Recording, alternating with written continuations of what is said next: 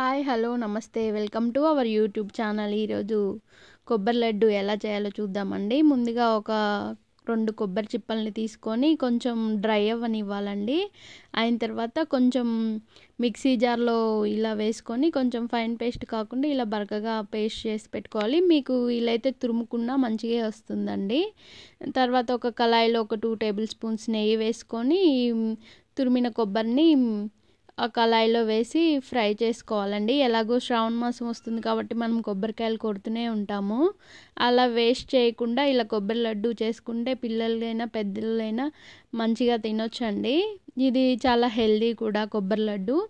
ఇలా కొంచెం అందులో ఉన్న తేమంతా పోయేంత వరకు డ్రై చేసుకోవాలి. అదే కళాయిలో మళ్ళీ 2 కప్పులు కొబ్బరి తురుముకి 1 కప్పు బెల్లం కరెక్ట్గా సరిపోతుందండి. మీకు స్వీట్ ఎక్కువ కావాలంటే కొంచెం ఎక్కువ వేసుకోవచ్చు. కొంచెం వాటర్ వేసుకొని మరీ పాకం రావాల్సిన అవసరం లేదండి. ఇలా కొంచెం కరగాలి. అంటే మనం చేతితో పట్టుకుంటే మనకి అర్థమవుతుంది.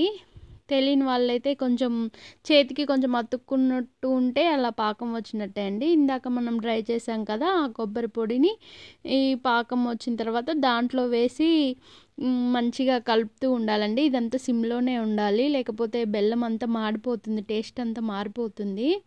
అది మనకి కళాయికి అతుక్కోకుండా మంచిగా ఇలా అవుతుందండి. అలా అయినప్పుడు మనకి అది పాకం వచ్చినట్టు. ఇంకప్పుడు లడ్డూలు చుట్టుకోవడానికి రెడీ అయిందని మనకు అర్థమవుతుంది. కింద కళాయికి అంటుకోకుండా రావాలండి మనం కలుపుతున్నప్పుడు. ఇలా నేను వీడియోలో చూపించిన విధంగా ఉండాలి.